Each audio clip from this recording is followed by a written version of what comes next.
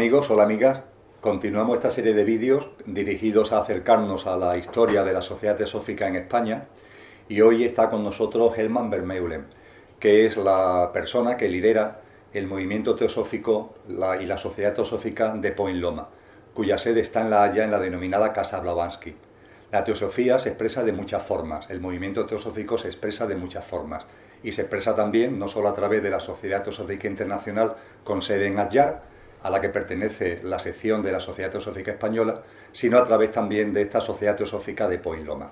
Nos ha parecido oportuno contar con Herman Vermeulen en este contenido de vídeos, porque él nos puede aportar, en primer lugar, una visión, completar la visión que estamos dando sobre la propia teosofía, sobre el propio movimiento teosófico, con una perspectiva distinta, complementaria y absolutamente también coordinada de lo que la teosofía representa y supone en la Sociedad Teosófica Internacional y, por tanto, en la Sociedad Teosófica Española, porque también nos puede realizar una serie de aportaciones, creo que valiosas para este material, de lo que la Sociedad Teosófica de Point Loma conlleva, representa, lo que también la identifica, y por fin le hemos pedido que desde su experiencia y de su perspectiva personal, si nos puede realizar alguna serie de aportaciones en cuanto a la Sociedad Teosófica en España y más ampliamente incluso con relación a América Latina. Y hay algunas cosas que él quiere compartir con nosotros también con relación a ello. Le agradecemos mucho a Herman que esté aquí con nosotros, es todo un privilegio el poder contar con él en esta serie de vídeos y os quedo con él. Muchas gracias, Herman. Thank you very much. Good morning. Thank you very much for the invitation. Theosophy, what it means. Buenos días y muchas gracias por la invitación. ¿Qué significa teosofía?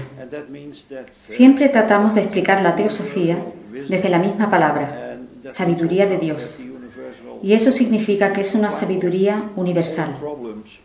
Y también significa que la sabiduría universal debería ser aplicable a todos los problemas que tenemos en nuestra vida: religión, filosofía, ciencia.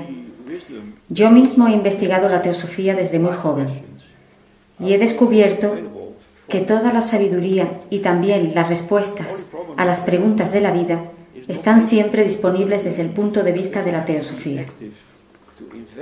El único problema que tenemos ahí es que no consiste solo en creer, sino que hay que ser activo para investigar la información teosófica y las enseñanzas, para poder probar por ti mismo que es verdad, porque la verdad no te la puede dar otra persona, y tú creerlo, sin más. Eso significa que si estudias teosofía, tienes que ser activo, tienes que vivir tu teosofía, para poder probar en tu vida que es realmente infalible, para saber dar a dónde ir, de dónde partir, para darle a tu vida una dirección correcta.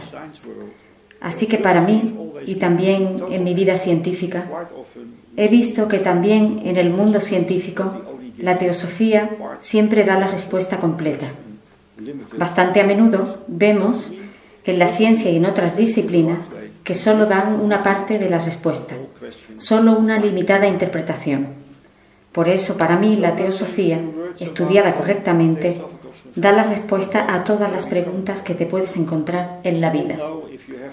Hablemos sobre la teosofía en Point Loma. ¿De dónde venimos? Todos sabemos, si se tiene un poco de información sobre la historia de la teosofía, que empezó en 1875, una época muy caótica, con mucha actividad de Blavatsky, Judge, Olcott y más tarde Besant, etc. Fue una época muy dinámica y al final de la vida de Blavatsky, quedando William Quan Judge y Besant en Europa. Esto fue un periodo que la gente llama difícil. Tuvieron que dirigir la Sociedad Teosófica desde dos bases principales, desde Nueva York y desde Londres o Adyar. Hay que tener en cuenta que las comunicaciones en aquella época no eran como hoy en día. Si enviabas una carta, tardaba 6, 7, 8 o 10 semanas en llegar. Así que tomar decisiones o hacer buenas comunicaciones era una historia totalmente diferente. Hay algo importante a tener en cuenta. William Quan Judge no era como diría yo. Su punto fuerte no era la creación de grupos con la excepción de la sección americana, de la Sociedad Teosófica creada a la manera de Elena Blavatsky. Ella empezó en Adyar en 1880 y en el 88 se estableció la sección americana. William estaba muy entregado a esa causa. La constitución de ese grupo, al estilo de Elena Blavatsky, fue como una gran bomba para la organización. Y en una situación difícil como esa, ese pequeño grupo fue capaz de mantener la bandera en alto. Ella esperaba más de ellos que del resto de los miembros de la organización. Oficialmente no había conexión entre la sección americana y la Sociedad Teosófica. Teniendo esto en cuenta, en ese periodo, después de que Blavatsky muriera, había dos secciones. Empezaron a desarrollarse cada una a su manera. Besant estaba más involucrada en Europa y sobre todo en India. Hizo muchos trabajos importantes en India. Todo el sistema social, el sistema gubernamental, el sistema de elecciones, todo venía de los teósofos, principalmente en aquella época. Por tanto, ella es muy importante en la historia de la India y en que India fuera más democrática. Eso fue muy bonito. Pero mientras tanto, el desarrollo continuó en Estados Unidos y parte en Europa. Eso estaba más en la línea de William Quanjach, desde ese punto de vista, para la sociedad americana. Entonces, hubo lo que yo llamo una separación en Adyar en 1896. Fue más una separación mental que oficial. Si se mira a través de la historia, hay muchos libros, mucha información. Te vuelves loco si lo lees todo. No tiene lógica. Pero la lógica no está en los datos históricos. La lógica está más en la parte mental, en la forma de desarrollarse y crecer. Así que estas diferencias entre organizaciones eran desafortunadamente desde el punto de vista mental, haciéndose cada vez mayores. Entonces decidieron caminar cada uno por su lado. Antes de que William Quanjach muriera, hubo una conferencia en Boston. En esa conferencia se le anunció el cargo de presidente permanente. Más tarde, su sucesora, Catherine Tingley, que es elegida por los miembros, siendo la nueva líder de la sociedad y siguiendo en la misma línea que Judge, empezó lo que hoy se conoce como Point Loma, un pequeño lugar al suroeste de San Diego. Se construyó una gran comunidad de la nada y funcionó hasta 1942. Catherine Tingley, muy motivada desde muchos puntos sociales, hizo muchos trabajos por las conferencias de paz, las actividades pacíficas, los derechos humanos, el cuidado de prisioneros, actividades en esa línea. Debemos darnos cuenta de que ha habido dos corrientes paralelas de teosofía, trabajando en algunos periodos, con algunas fricciones. Pero afortunadamente, hoy en día, y ya durante muchos años, hay muy buena interrelación entre las sociedades teosóficas, especialmente la de Adyar, con Tim Boyd. Llevamos varios años trabajando juntos para intercambiar nuestro conocimiento teosófico, algo muy necesario. Debemos darnos cuenta de que ha habido dos corrientes paralelas de teosofía trabajando, en algunos periodos con algunas fricciones, pero afortunadamente hoy en día, y ya durante muchos años, hay muy buena interrelación entre las sociedades teosóficas, especialmente la de Adyar, con Tim Boyd. Llevamos varios años trabajando juntos para intercambiar nuestro conocimiento teosófico, algo muy necesario y bueno para tener una fuente de información y sabiduría. Si trabajamos separadamente, no somos bastante fuertes para este mundo. Trabajando juntos, nos ayudamos mutuamente, estudiamos juntos y entendemos la teosofía mucho mejor.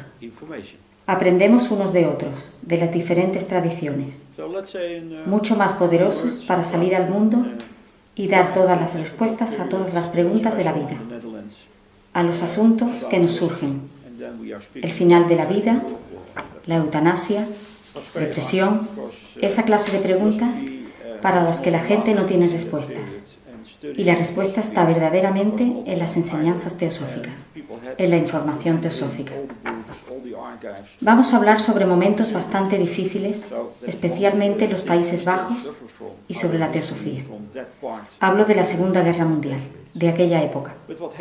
Fue muy duro porque la teosofía no estaba permitida en aquel tiempo, y estudiarla tampoco lo estaba. La gente tenía que devolver todos los libros, todo el material teosófico. Ese es uno de los problemas de los que todavía tenemos. Nuestra historia de aquella época en los Países Bajos no es tan extensa.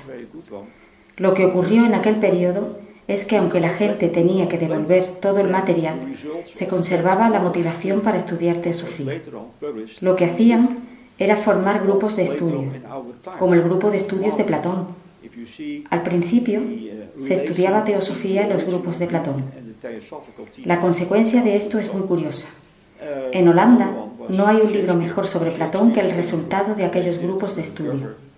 Lo que en ellos se trató fue después publicado en un libro, que se llamó Platón en nuestro tiempo.